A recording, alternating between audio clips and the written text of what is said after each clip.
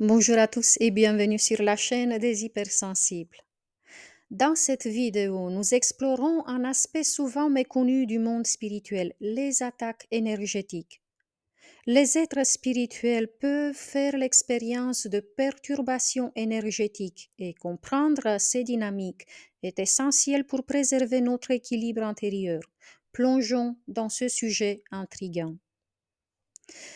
Tout est énergie et tout ce qu'on voit, tout ce qu'on expérimente dans le monde matériel trouve l'explication dans l'invisible, dans le plan énergétique. Mais pour la plupart des êtres humains, l'espace énergétique est totalement ignoré et c'est d'ailleurs la source de nos plus gros malheurs. Imaginez quelqu'un qui rentre dans un grand couloir plongé dans le noir. Il tente d'avancer pour arriver au bout, pour en sortir et voir la lumière.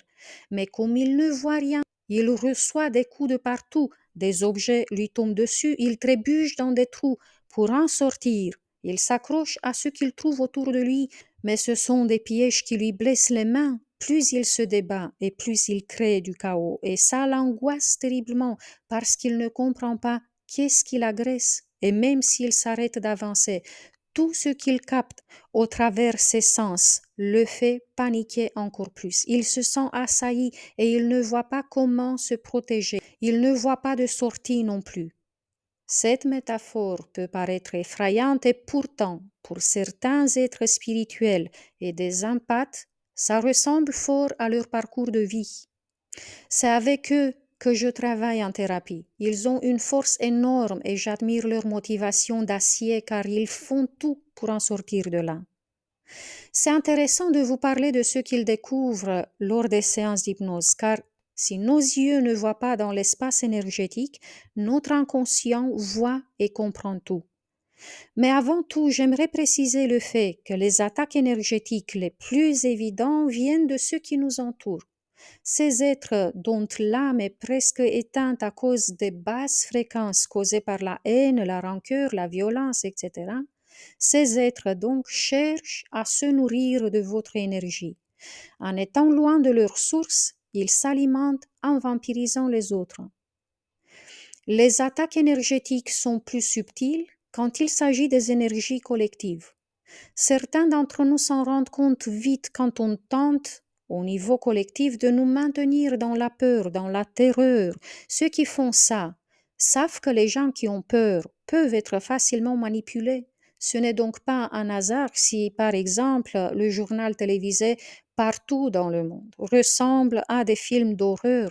Ce n'est pas un hasard non plus si 80% ou plus des films qui sortent maintenant sont des films de combat qui répandent la terreur et la violence, que des énergies sombres qui ternissent la nôtre, car plus on donne de l'attention à l'obscurité, plus on la nourrit.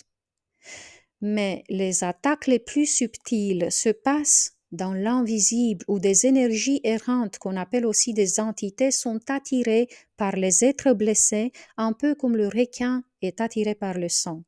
Tous ceux qui ont découvert en séance qu'ils étaient parasités par ces énergies étranges parlent d'un grand soulagement et un changement de vie important qui s'en est suivi. La personne qui est attaquée énergétiquement peut se sentir fatiguée en permanence, épuisée, déprimée, démotivée. Elle pourrait expérimenter beaucoup de situations d'échec et se sentir complètement désorientée. Elle aura des pensées négatives envahissantes et pourrait ressentir une diminution drastique de son énergie vitale. Ces signes peuvent être subtils, mais ils méritent toute notre attention. En explorant en séance d'hypnose leur corps énergétique, les HS qui ont fait ce travail sur eux détectent les dégâts. Lorsqu'ils ont des intentions très pures, lorsqu'ils font beaucoup de bien autour d'eux, lorsqu'ils ont une âme pure, ils peuvent être agressés violemment. Plus ils tentent de se lever vers une polarité positive et plus la polarité négative cherche à les en empêcher.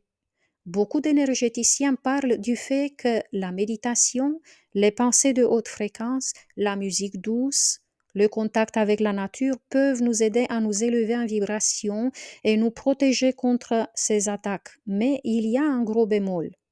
Malgré toute cette protection, on peut être confronté encore et encore à des attaques énergétiques. Vous allez vous dire peut-être que c'est décevant et que c'est sans issue.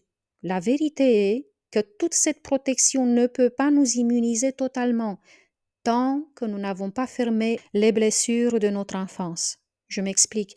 Lorsque les HS, qui sont en fait des hyperempathes, analysent en séance leur champ énergétique, ils trouvent tous des failles, des brèches qui laissent passer les énergies d'agression. Ces brèches ont été créées lors des traumas qui ont eu lieu par le passé. Elles ne se ferment complètement que lorsque nous comprenons ce qu'il y avait à apprendre à travers ces expériences traumatiques. Lorsqu'on intègre ces leçons de vie et qu'on libère la colère, les ressentiments, là il y a un déblocage énergétique et les failles dans notre champ énergétique semblent guérir, semblent se fermer très vite. C'est à partir de là qu'on peut élever notre vibration pour ne plus être la cible des attaques énergétiques. Et là, il y a un autre processus qui commence. La vibration de votre âme pure irradie une lumière qui transforme les énergies sombres essayant de vous attaquer. Non seulement qu'on ne se fait plus agresser, mais on transmute l'ombre. Vous avez sans doute expérimenté ces moments sublimes de bonheur antérieur lorsque vous avez ressenti l'émotion de l'amour pur, que ça soit envers votre enfant, envers votre animal de compagnie, peu importe.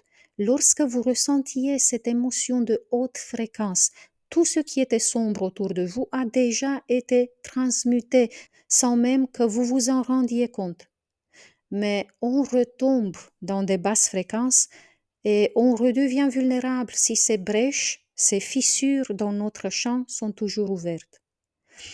Les cristaux, la sauge, le sel et la méditation nous aident énormément parce que cela crée des périodes de plus en plus longues d'harmonie intérieure où l'on est protégé. Par contre, notre âme a besoin de guérir les blessures pour qu'elle puisse sortir enfin des basses fréquences.